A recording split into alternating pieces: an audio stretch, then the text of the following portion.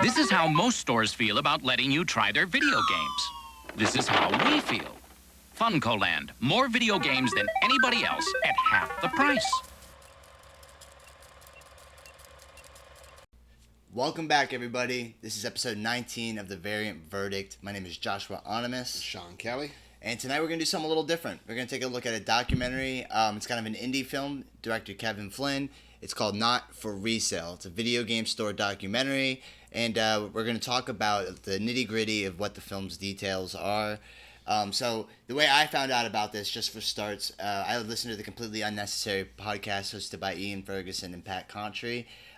They've been talking about it for some time over the last period of the last year. Yeah. And it didn't get a wide distribution. So right now it's kind of in like its smaller phase and for distribution-wise. And I had to watch this movie through Amazon. Yeah. So just to let you know, that's why it's a little different for us. We don't typically do movies like, that small. Yeah, we don't really do, like just brand new. I think this is almost our first documentary even. Yeah. I don't count Disaster Artist as like a documentary because that's just a movie about it. But no, yeah. So I like Pat the NES Punk, or Pat Contry, that everyone knows him as. So hearing that, that he had this development in this documentary, especially about something I love, and yes, I'm one of those people that had a dream to open up a nostalgic video game store and all that, and this movie will put you in give you the right perspective. I think, like, it puts you in your place.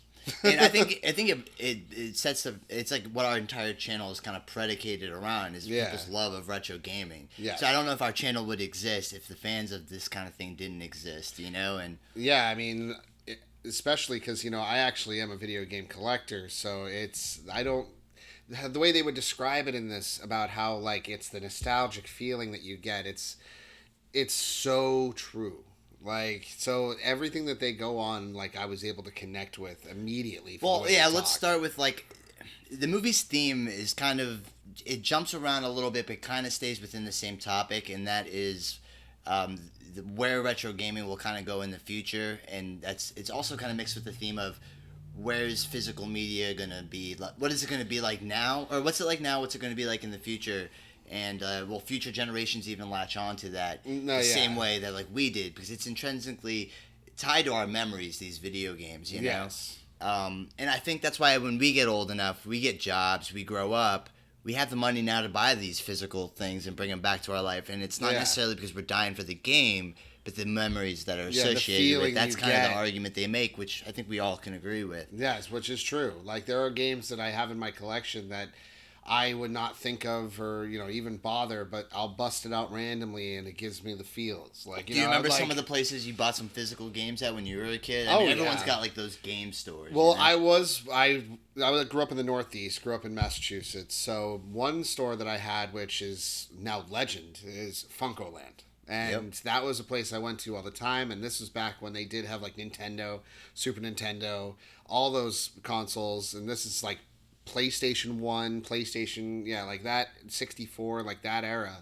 was when I was going there hardcore. And it obviously turned into a GameStop. One day, just showed up and, their doors were shut. And then a month later, I see a GameStop sitting there and it just wasn't the same. So, I never got that feeling. So if I was, to hear that, hey, dude, there's a Funcoland, and I go into it, I'm going to get that whole nostalgic burst of feeling that they kind of explain in this movie, which is what those stores are all about. I used to work in KB Toys, so I got some games from there as a kid. I was employed with KB Toys, and I also used to go to a place called Babbage's. And, I have very good memories of these stores, buying games that were physical, talking to people, the environment, everyone's there for the same reason and all have the same hobbies, and it's a really good place for that. And I think the movie tries to make kind of the argument that digital's obviously the less personal of the two, and people have this impression that when they buy a digital video game that they own it, when they really don't. And the movie makes an excellent argument for that. They kind of point out the things that when you get a game online, when you're downloading a video game, you're really just using you're getting on loan the software or the what's it called? Like the license. Like you just have the ability, the right to download. Like there's really no true ownership. Like how they made an example of this, which is perfect. And this was always something that I personally had like a worry about when buying digital games and things, which is why I do prefer physical, is like original Xbox. There are games that you were able to go ahead and purchase on Xbox Live. Ever since '07, I think they mentioned it was, you can't download it. So that money that you paid to buy this game, you literally cannot get it anymore. Like, there's no way to it that I can think of that you can actually be able to play that on your original Xbox anymore, because there is no ability, because it's just digital. Once it's gone, it's gone. And I like how, like, in the movie they like kind of legitimize the hobby of retro game collecting to a degree where it points out all the right reasons why it's a good hobby to be in for preservation's sake, but it also points out how, you know, maybe the hobby will die in like the next 5 years when generations kind of grow out of it and the new generations aren't growing up with it. Well, it's almost like you can say it's like almost another video game crash, but not necessarily about video games in general, but like the physical media of video games. I like how they point out in the movie that Nintendo, you know, experienced the microchip shortage in like '88 or whatever. Yeah. And that was like a lesson learned for Nintendo, because as long as you can release digitally, no home can go without, as long as they have the internet. Exactly. You know? And then which they point out, not everyone's got the internet. That in itself is a problem. There are places in rural areas of this country and other areas where internet's like, you know, you're getting 10, 12 megabits per second. You're like, got the best in the area. A lot of this can't support online play. People can't go ahead and update their systems like PS4, 360, Xbox One. They have stores that dedicate a table for you so that you can update your console.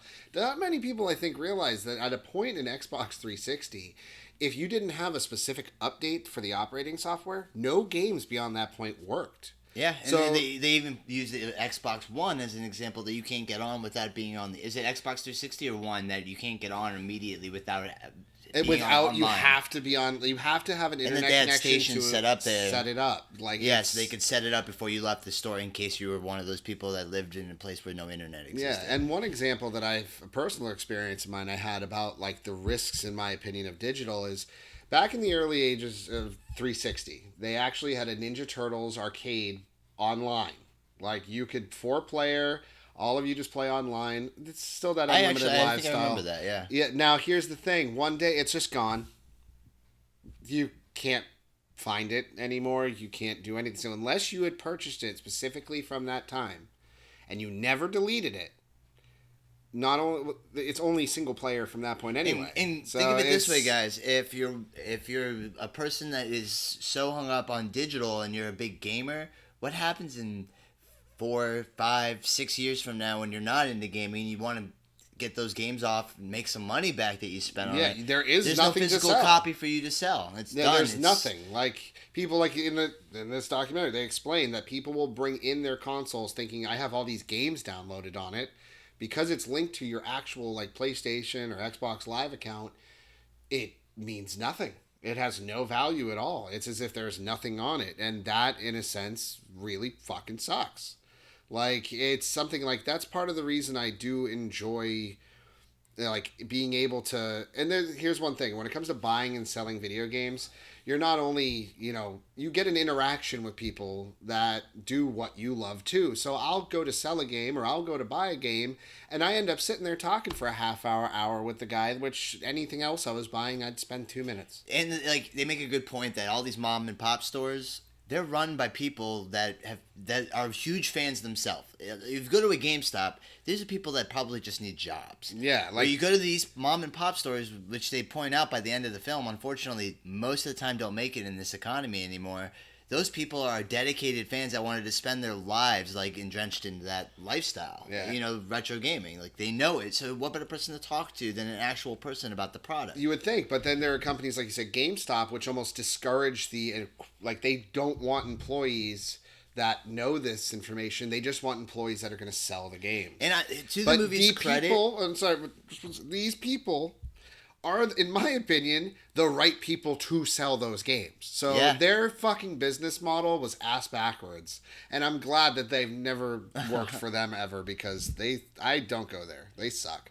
One of the things I think the movie does is pretty good. They make an argument that there is some digital things. There's nothing wrong with all digital, but what it does point out is that without like games like Rocket League, Minecraft, they probably wouldn't be as successful as they are if the digital marketplace didn't exist. No, well, they're just indie games in general. That's Yeah. as far as a positive of digital goes, it allows a platform for the general public to see indie games where, if back in the days of Nintendo, Super Nintendo, any kind of independent game, like you were lucky to find it. Yeah, it's true. Like, so it's like if you now you have the ability of finding indie gamers, which allows these companies and developers and everything to actually grow at a much faster rate and be noticed much easier. So, in my opinion, I do think that is a positivity of digital over the physical media. But as far as that goes, I mean, in 30 years, will those games even be able to be located and played? Yeah, that's true. Like, there's these games like that are out digitally that aren't popular. Not a lot of people have them. In time, that will just be gone. And that's why I do think physical is important, even for something that has just mainly digital release. That's why things like Rocket League and Minecraft, which came out with a physical release after the digital, is great. Because to me, it actually solidifies it more in history that it's physically something you can acquire than it is just data. Yeah. Data is nothing. Like, it's... The girl who's the owner of Guerrilla Games in the movie even points out that, like, really the best benefit of digital is the fact that, these you don't have to get off your couch. Other than that, there's not a whole lot of benefits. Yeah, but like you mentioned, one of the other benefits, you could say is that people can be in their. I think they say this exact quote in the film that people can be in their bedrooms making a game that could be sold on a Nintendo console. Yes. Which is like a crazy thing to think about, Well, in a way, that to me just feels like it's just technology catching up with itself. It's like... So what did you think about, there's some familiar faces that showed up in this. Let's start off with the people that are in the movie. It follows mostly centered around a group of people that own video game shops throughout the United States. Mostly semi-eccentric characters, but they're all definitely personalities. Yes. By the end of the film, they kind of leave off where their store's success takes them from the time the movie ends. Yeah. And you're kind of invested because you really they picked like a really good group of people to talk to about this subject. Yeah, which they did. And like, there's that one place, Game Zone in Salem, Massachusetts, that's like kind of like, I feel like it's one of the primary stores they go over. I grew up in Massachusetts. I did not know that place existed, and I'm pissed at myself. I would have totally gone there. Yeah, I know. So that's why when you ask me, like, I think that was Game Zone? Game Zone, yeah. When you ask me, like, what, game stores, I had to revert to Funkoland. But at the same time, I also got to give a shout-out to the Game Box in Topsom, Maine. I mean, that place is... I went there for a while, and they had a great selection of games. I bought most of it. So it's like, even when walking in, they're like, oh yeah, you want that game? He bought it. So it's like, I just couldn't help myself when I was in there. It was like a kid in a toy store. So I like how James Rolfe comes back in the film and he mentions, like, the same thing. He kind of, if you've been watching Cinemassacre over the last, like, I don't know how many years, he's always championed physical media. Of course. And, he reiterates his opinion about owning a film versus downloading an HD version on digital.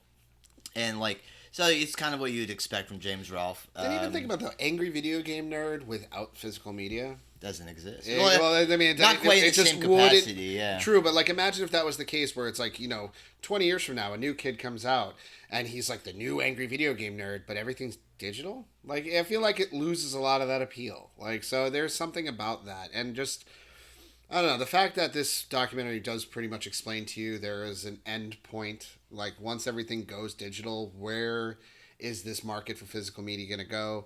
Are a lot of these stores going to still be around? It's really sad to just think that is something that only nostalgia and a select few people of collectors and everything are the only thing that's going to keep this alive. Yeah, retro gaming may not be a thing that people are talking about in the same way they do now. 5 or 10 years from now, it's like that's how quick this is happening. Everything's just digital, so that's what your children's gonna know. It's what their children's gonna know, and that's kind of what's gonna happen. And if you think about it even more, if you are going to be purchasing retro games, you are going to be doing it through a digital format on the internet. Like, you're not going to be able to go into that store and have those opinions and talk to those people. Trust me, if you love video games, you haven't been to one of these stores in a while, go. Not only just to support and make sure that, these things don't go away, but you will realize that the people that are there, the environment, it's great. And I love going to these stores. I've driven 2 hours once just to go to some. So it's definitely something that in a way, this documentary slightly bummed me out, although it was awesome. Like, I really thought it was well spoken. I thought it was well put together. But in a way, like I said, that used to be a dream of mine, to open that store and just to know how, like, it's bittersweet to be like, I'm glad I didn't, but it just sucks that it's like I don't even have that option. Yeah, I mean, I would say this movie is going to hit hard for anybody of like a certain generation that still loves physical media, still loves playing like video games and owning the boxes, the instruction manuals, which are like extinct today. Yep. Everything's I think digital. it's gonna hit home for those people. It's not a movie that's gonna be winning Cannes or Sundance anytime soon, but it definitely will. To me, it is an effective movie because I really really enjoy retro gaming, and to see it, from that perspective. Yeah. It's eye opening. It shows you that it could be a dying hobby. It's mostly just like the old fans, like us keeping it alive. Yeah. And one thing this showed me, which I did not know existed, which I'm actually really happy that is there is now an actual official video game museum in Frisco, Texas, which it's like the real deal. It has like their whole goal is to get everything that was like ever made in there. Yeah. And you see clips of the museum inside, and some of the old consoles, Commodore 64, I think I saw at one point, and everything. It was like mint condition. So I want to go to there. Yeah, I was saying that to him while we were watching the film, that like, man, I want to go there. I want to go there. Like, these stores look cool. I still love going to like a mom and pop shop. There's really nothing like that compared to, say, a GameStop or, retail to buy your video games. It's just not the same experience. But I would say that wraps it up. Yeah. I enjoy this movie. I'm going to leave a link down below so you guys can check it out. Definitely if do. you guys are interested in looking at it. It's a great, great, great look at the future, present, and past of retro gaming collecting. Yes, and I'm really glad that, Pat the NES Punk, everybody who, put this together, because, I mean, in my opinion, more and more, Pat's becoming more of, like, the true retro historian, like, the actual, like, archiver with the NES, the SNES, like, libraries that he made with the Ultimate Guides. The Ultimate Guidebooks he's on his website. So it's just like, I don't know, man. That guy's fucking... No, Pat's dedicated. I love his podcast. I've loved his channel. He's, when it comes to retro gaming, he's kind of like one of the senior officials to me. Yeah. He knows what he's talking about. Exactly. But anyways, that's it. Yeah, so we'll leave a link down below. You guys can check out the film, like, share. Subscribe, and, leave a comment for anything you want us to check out or anything you feel like we should let's play, review, anything. So go ahead, guys. Well, we'll go ahead and see you next time. Have a great night.